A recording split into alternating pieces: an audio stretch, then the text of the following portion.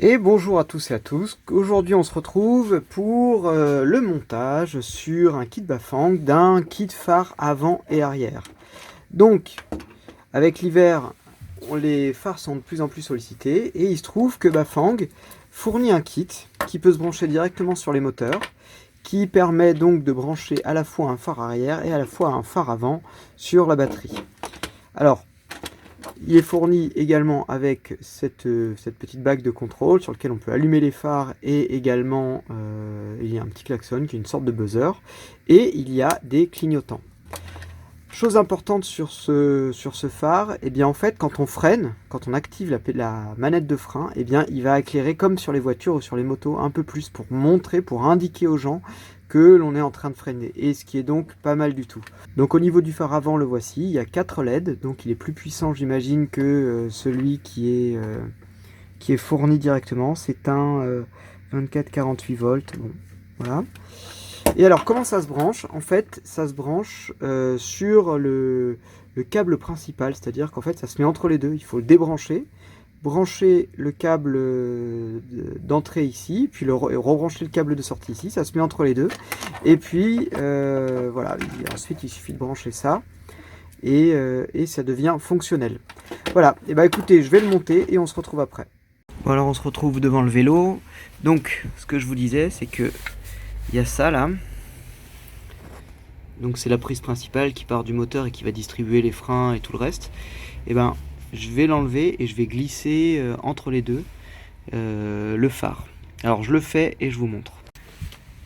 Donc ça y est, là il y avait l'embout initial, là également, et donc ça vient se glisser entre les deux. Alors je vais voir comment je gère ça.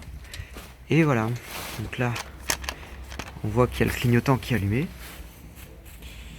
Et si je prends ça là, voilà, normalement je peux le mettre voilà de l'autre côté, on a à l'allumer pour allumer les phares et un klaxon. Et donc si je freine, voilà, donc là vous voyez, quand je freine, et bien ça allume, donc c'est super pratique et c'est vraiment c'est nickel pour la sécurité. Voilà, et qu'est-ce que donne le phare avant? Alors il est là, je vais l'allumer.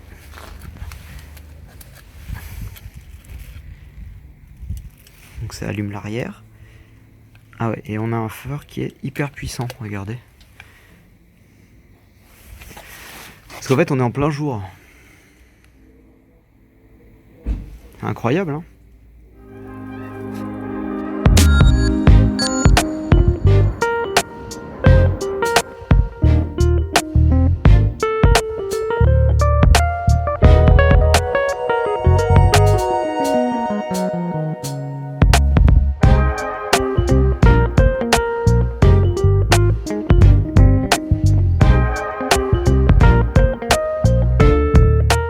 Alors après divers essais, j'ai décidé de garder le phare d'origine parce qu'il est très pratique vu qu'il s'allume automatiquement quand il fait sombre, et j'ai monté le phare fourni avec le kit sur le côté de la fourche.